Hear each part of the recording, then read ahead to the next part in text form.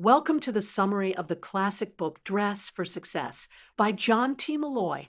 If you've ever wondered whether your clothes really matter when it comes to success, the answer is yes, more than you think.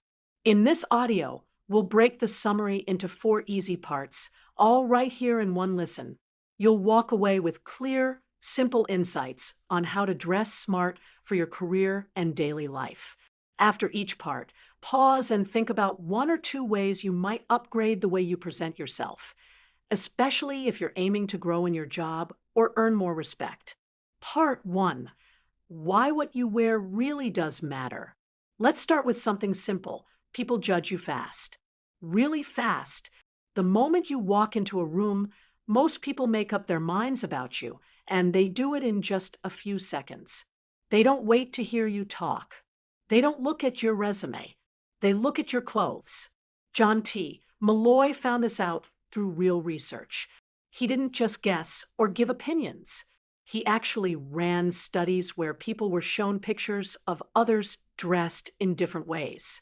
And guess what?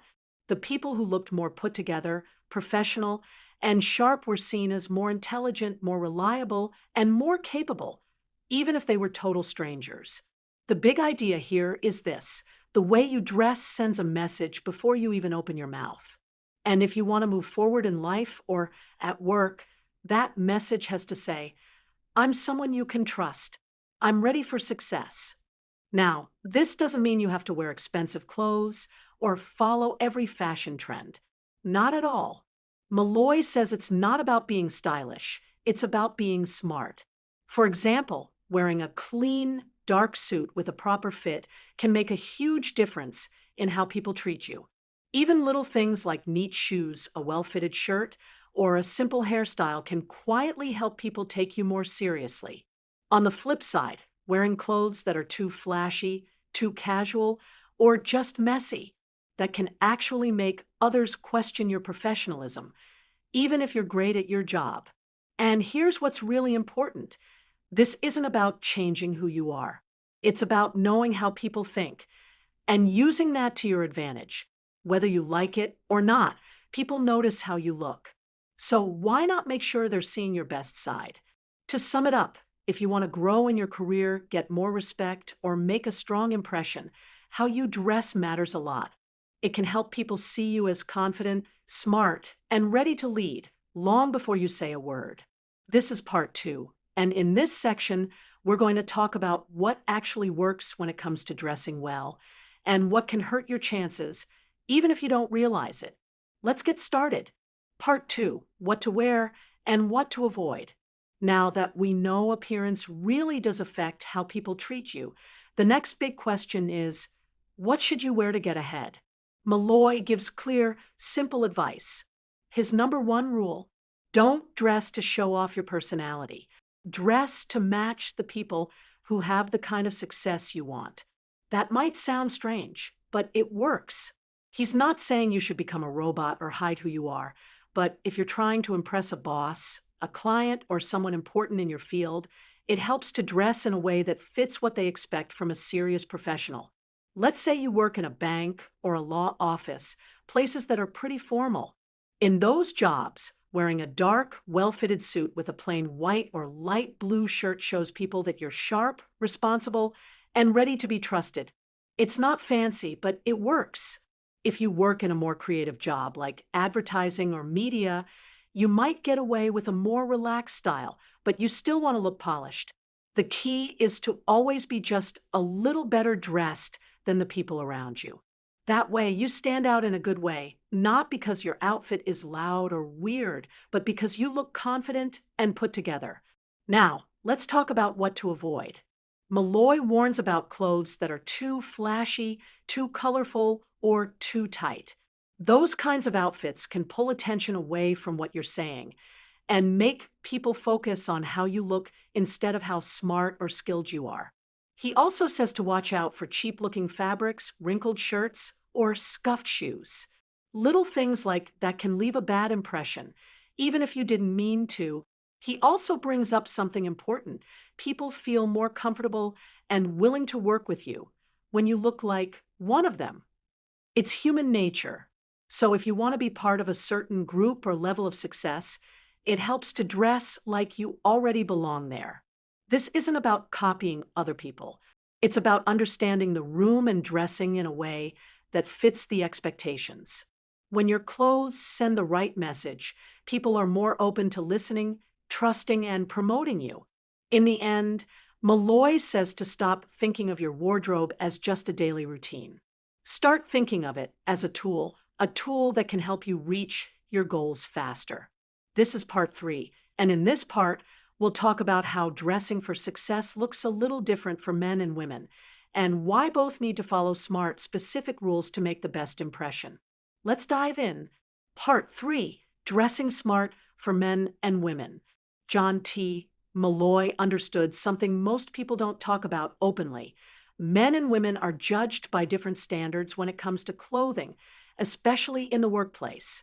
That might sound unfair, and it is, but he didn't write this book to complain.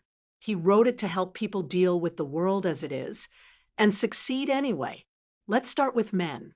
For men, Molloy's advice is pretty straightforward. Keep it simple. Stick with the classics.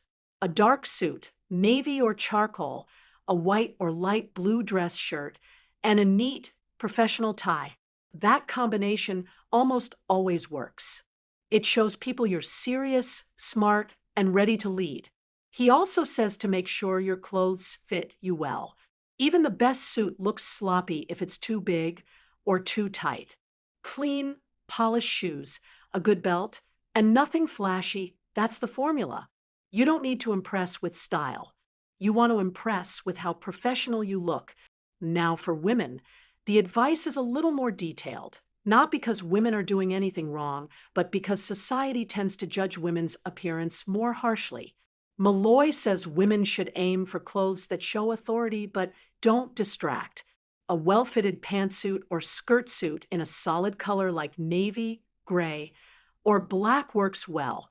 Blouses should be clean and simple, nothing too flashy, too low-cut, or too bright. The goal is for people to pay attention to your ideas and your leadership, not just your outfit. He also suggests minimal jewelry and natural-looking makeup. Hair should be neat and professional. Shoes should be polished and comfortable, but still formal. These details might seem small, but they help others take you more seriously, whether they realize it or not. And here's something Molloy really wants both men and women to understand. Your appearance should match the level of leadership or success you're aiming for, not just where you are right now. If you want to be seen as someone ready for a promotion, start dressing like someone who's already there. This doesn't mean you need to spend a lot of money. It means you should choose your clothes with purpose. When you show up looking like a leader, people start to treat you like one, often without even knowing why. In short, this part of the book is all about knowing the rules and using them to your advantage. Whether you're a man or a woman, you can dress in a way that quietly earns trust, builds respect, and helps you get ahead. This is part 4, and in this last part, we'll go over how to build a smart, professional wardrobe, even if you're on a budget, and how to keep your look sharp over time. Let's wrap it up strong. Part 4, Building a Wardrobe That Works for You. By now, you understand why dressing well matters and what kinds of clothes make the right impression. But how do you actually build a wardrobe that works, one that fits your career goals, your budget, and your lifestyle? Molloy says the smartest way to start is simple: focus on the basics first. He recommends buying a few high-quality pieces that you can wear often and mix with different outfits. These are your core items, like a couple of dark suits, clean dress shirts, a reliable pair of shoes, and a professional bag or briefcase. Don't worry about having a huge closet. Just make sure what you do have fits you well and looks sharp. He also encourages you to avoid trendy pieces or flashy items that might not age well. Instead, buy timeless styles that make you look serious, confident, and trustworthy. These are clothes that send the right message, whether you're walking into a job interview, giving a presentation, or meeting with a client. Once you've got your basics, Molloy says the next step is maintenance. This means taking care of your clothes. Keep them clean, pressed and ready to wear. Polish your shoes. Fix loose buttons or small tears right away. Little things like that show people you're on top of the details. And that says a lot about how you handle your work, too. He also suggests checking your wardrobe every few months. As you move forward in your career, your image should grow with you. If your job changes, if you get promoted, or if you start meeting more important people, your clothes should reflect that shift. Dressing a level above your current role can help people see you as someone who's ready for bigger opportunities. Molloy even talks about dressing outside the office. Whether it's a networking event, a business dinner, or even running into someone important at the airport, your outfit still matters. People notice. And if you consistently look polished and professional, it becomes part of your reputation. In the end, Molloy's message is this: your appearance is one of the easiest things you can control, and it can have one of the biggest impacts on your success. You don't have to be rich. You don't have to be fashionable. You just have to be intentional. When you dress like someone who's going places, people will start treating you that way. That brings us to the end of the 4-part summary of Dress for Success by John T. Molloy. Take a moment now to think of one simple change you can make to improve your wardrobe or your overall image. Starting today, sometimes one upgrade is all it takes to start getting noticed in the right way. That is the end of the book summary. Subscribe for more.